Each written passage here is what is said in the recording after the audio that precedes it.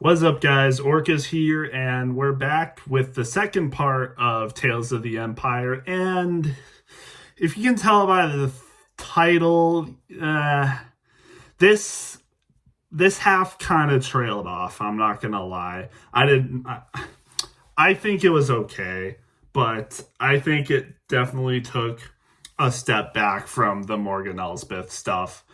Um, I was really excited to see Barris's story, arguably more than Morgan Elsbeth's story. I was really excited to see like how Barriss would be after this, after what she did, like after the Jedi Order dies, essentially.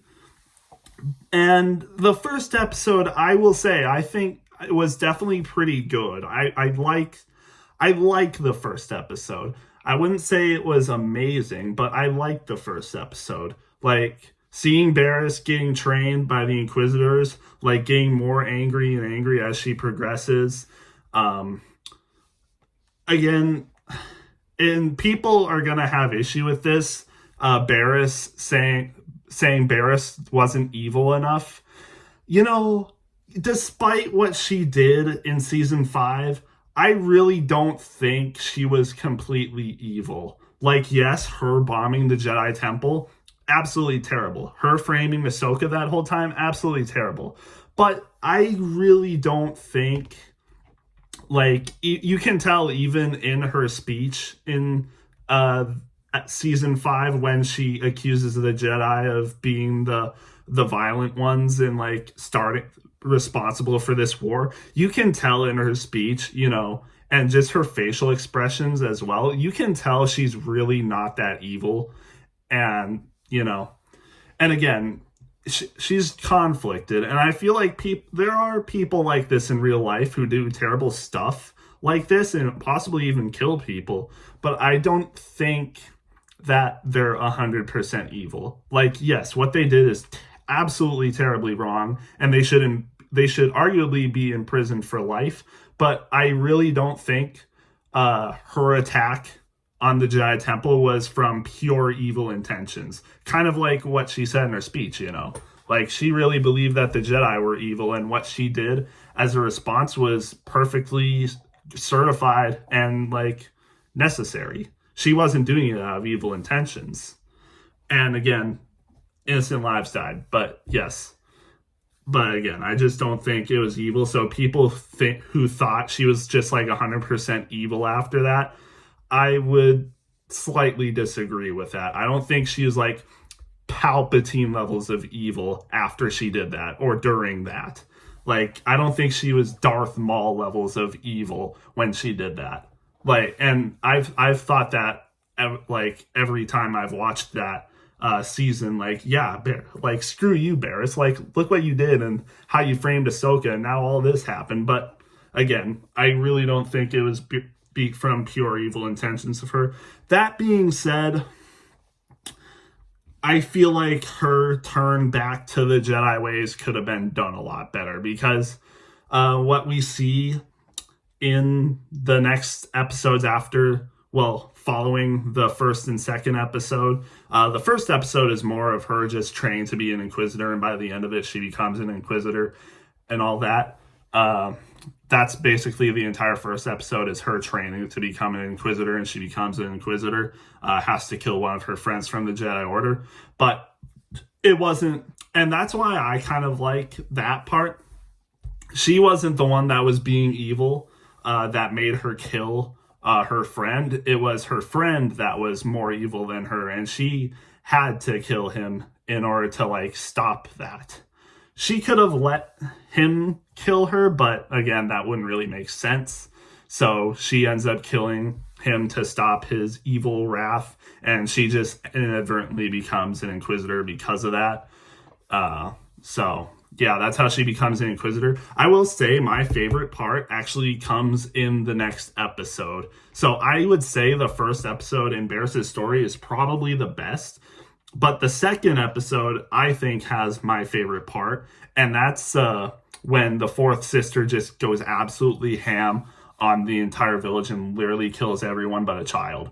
That was brutal. I mean, that just shows the absolute brutality of the Empire. And I am like, I'm shocked they went there, but honestly, it was a good scene, honestly. Like, yeah, it was brutal, man. And like just seeing the child in like absolute fear and like clutching to Barriss's leg. Cause the fourth sister was the one that was kind of aggressively telling the people to tell her where the Jedi were. And Barriss kind of notices a child like kind of suspiciously looking places. And while the fourth sister is talking to the crowd, she goes to the kid and like, gently and kindly asks him where the Jedi are. And so the child ends up telling her, and then she tells the fourth sister, and then the fourth sister, out of anger for the people not telling her where the Jedi were, just kills the whole entire village except for the child. So I thought that scene was very masterfully done. But unfortunately for the rest of the episode, it was kind of weird, kind of iffy. You kind of see the back and forth between Barriss and the fourth Inquisitor, whose name is Lynn. You kind of see their back and forth. Like Barriss thinks they should be like trying to do things to better these people and like have them serve the Empire willingly, while Lynn's trying to do it through force and fear to get them to respect her. But Barriss is trying to like get them to see the like more positive side of things for the Empire. Like the Empire wants you guys to live freely and thrive. And if you just follow the Empire willingly, they will give you the resources you need to be a thriving village. And, it's just kind of interesting. But again, just kind of some weird moments. Like in the second episode, they find the Jedi. The fourth Inquisitor, Lynn, is attacking one of the Jedi, and the Jedi gets the upper hand on her. So then Barriss starts fighting the Jedi, and like again more peacefully tries to talk him out of fighting and tries to get him to surrender. And so he does. He puts down his lightsaber, and then Lynn wakes up, slices him through the back, and that's that. And this was Barriss Offee's breaking point, where she's like, he was surrendered. You didn't need to attack him, and he could have joined us and the Empire. And Lynn, of course, is just like, he was a threat and all Jedi need to die. So Barriss at this point has had enough, and then she's like, all right, well then I guess you have one Jedi left to fight. And Lynn charges her, but Barriss force pushes her off the cliff. And then she goes back to the Jedi, who is actually still alive after the slice by the fourth Inquisitor. He was actually still alive. And Barriss goes back to him. I'm not sure if he died or not. I feel like it was kind of implied that Barriss is a Force healer.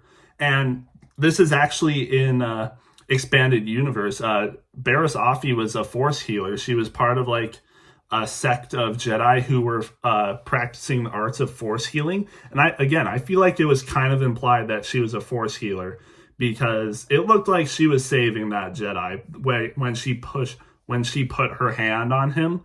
It looked like she was Force healing, and we don't get to see what really happened once the episode cuts, so we don't know what happened. Maybe she did save the Jedi, maybe not. But in the next episode, we see her become like a monk and stuff. She has like her own hut and stuff. There's like a family with a baby that comes to her that says their child is like sick or something. And we see Barriss like meditating. She has like candles, like strewn up and stuff like that. And it really looks like she's a Force healer, because what was she gonna do to that child? Like, they thought the child was sick and she was going to like make him better. I feel like that applies or implies that she is a Force healer. So that's interesting, or that's really something. So I wonder if that implies, but it turns out the baby just had the baby's Force sensitive, because the parents say that the Inquisitors came into the village and started taking blood from the children, and they said something was wrong with that child. I'm not sure why they didn't just take the child immediately after they sent something or saw the blood and saw the midichlorian count. I'm not sure why they didn't just take the child immediately after they figured that out. But I don't know. The parents escape with the baby somehow. The fourth Inquisitor returns and is after the baby. Barriss is going to take care of her. She tells the family to leave and run away to escape. And we kind of see a back and forth, or like a lessons learned. So from the first episode, the Grand Inquisitor is training Barriss, and she's fighting like a Jedi, and the Grand Inquisitor is like, your moves are too predictable, stop fighting like a Jedi and use your anger. And she starts doing that and gets the upper hand. And in this episode, we see the fourth Inquisitor trying to fight Barriss using her anger, and Barriss is the one to say that your anger is predictable and you should stop fighting like that. So it's kind of a interesting callback to that, where it's like now the anger in fighting has become predictable instead of fighting like a Jedi. So again, interesting callback there.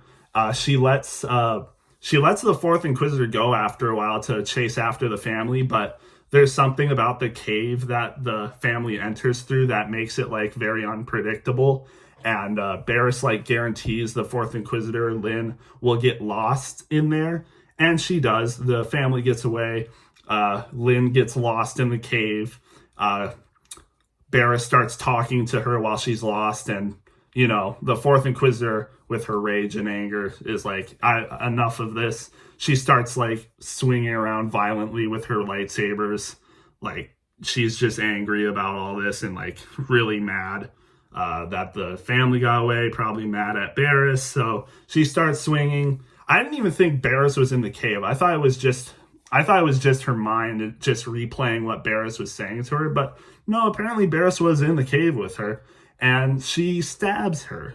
And it was weird. I was like, okay.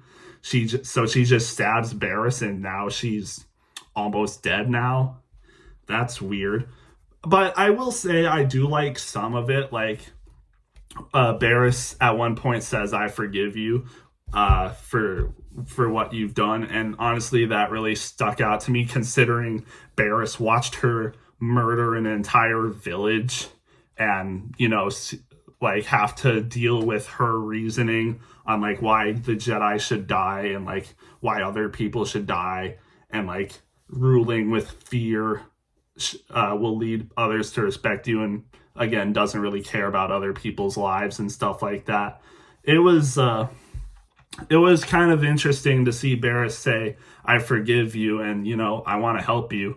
And again, that just shows like even the worst people, they can be saved, because after Lynn stabs Barriss, she kind of like comes to her senses, like that was the wrong thing to do. And while Barriss is dying, she kind of comes to her senses and starts to want to help Barriss. And I'm assuming this has to be after the Kenobi show, because after this, there's no way the fourth Inquisitor would turn back to the Inquisition. Like, that just wouldn't make sense. So I'm assuming insane time jump happened again.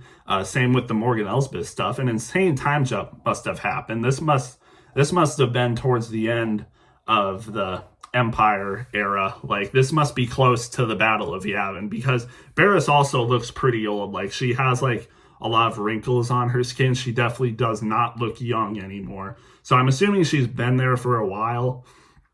So yeah, again, this must be after the Kenobi show that this episode took place. But I mean, and I've been talking about this, like this is actually like good stuff. The way they did it is just kind of weird, and I was going to get to this. Is it implied that Barriss Offee now survives this lightsaber stab too? It's like, come on. How many people are going to survive lightsaber stabs now? She got stabbed right through the midsection. How many people are going to survive this? Like, it's it's kind of annoying at this point.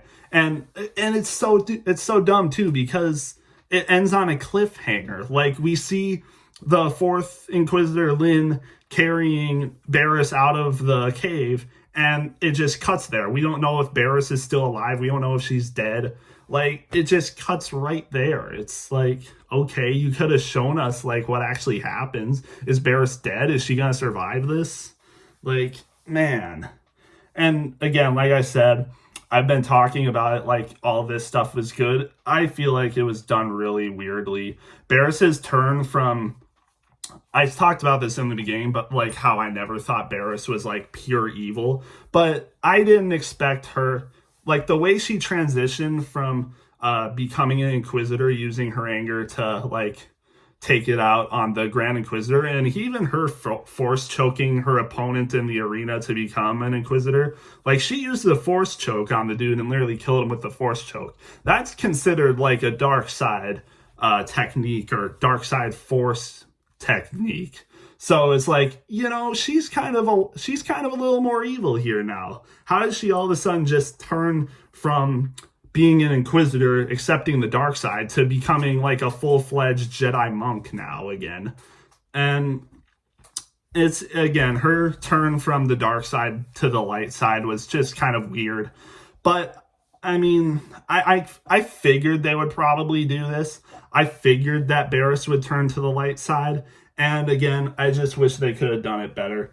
It's weird too because both stories kind of contrast. Like, Morgan Elsbeth stayed in the dark side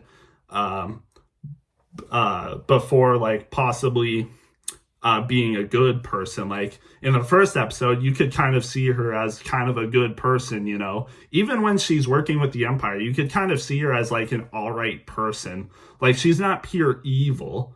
It's just that, she's working for the Empire, and like she wants things to be better for Dathomir and all that.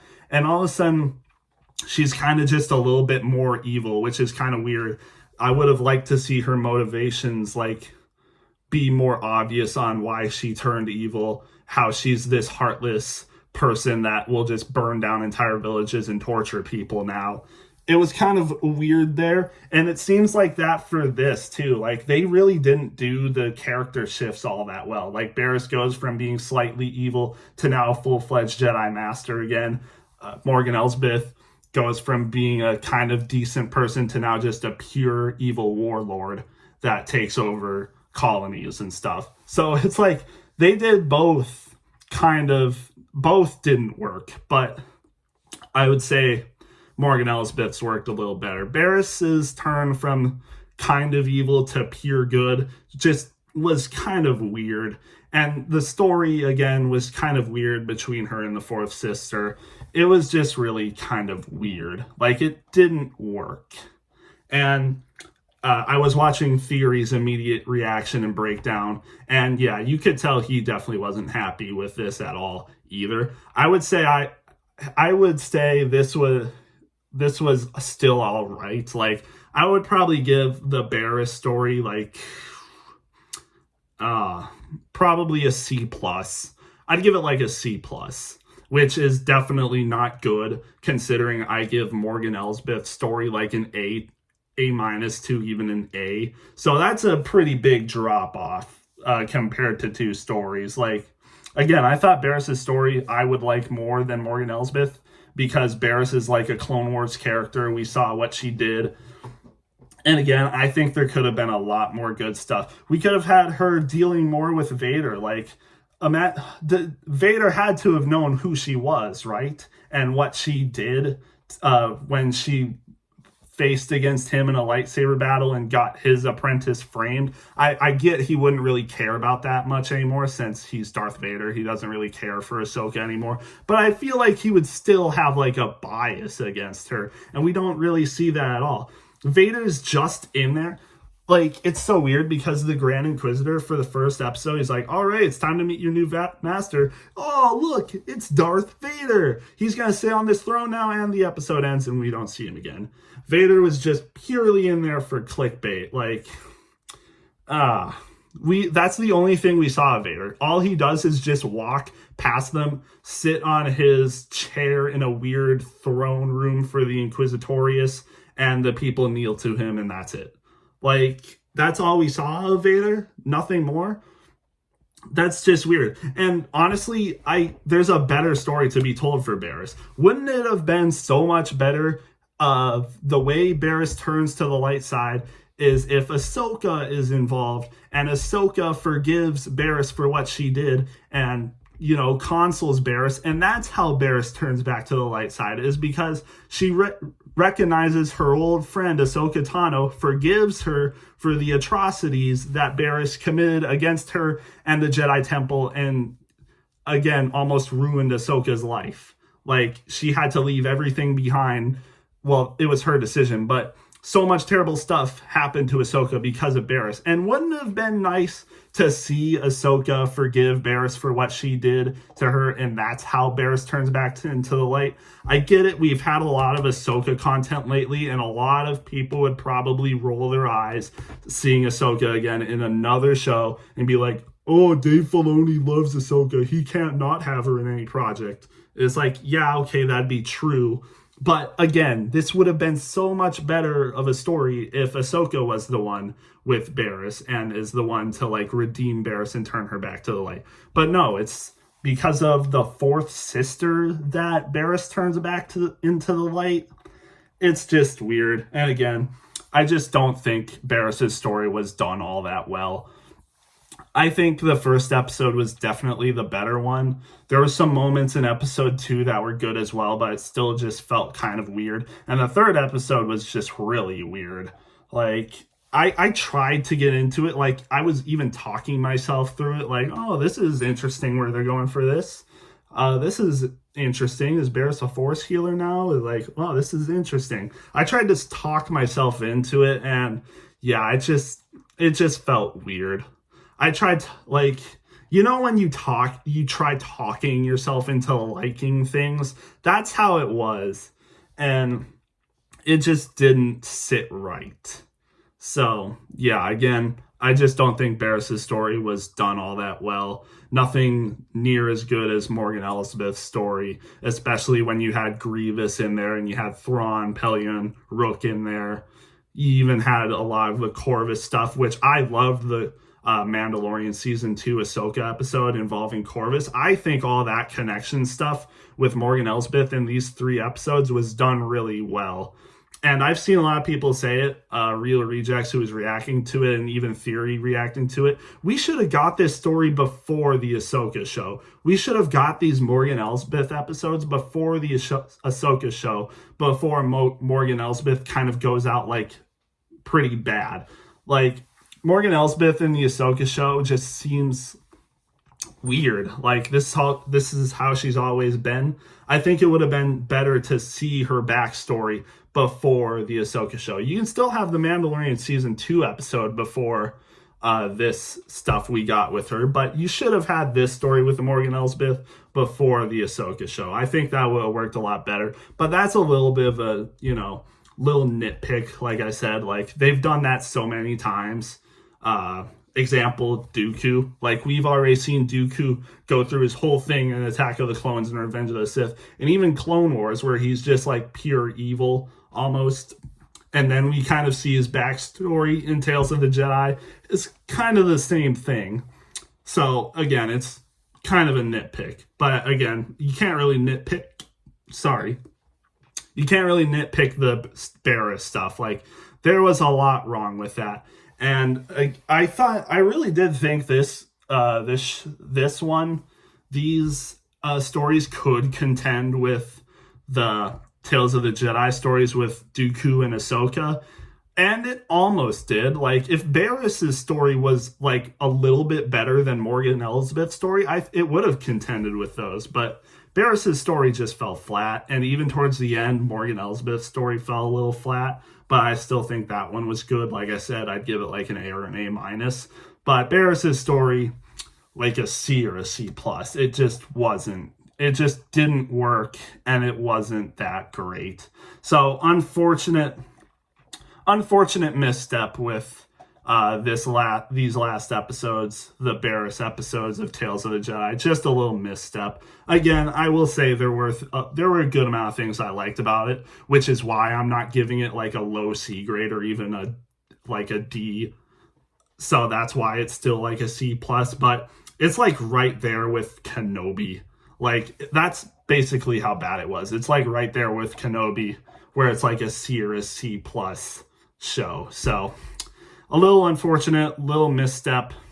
Yeah, just a little unfortunate with the Bear stuff. Could have been a lot better. But, that's just how it is. And it is what it is. We'll move on. We got the Acolyte in a month. I'm not sure how that's going to go, but we'll get through it. So, yeah, that's my thoughts on the Barriss episodes. Have a good one.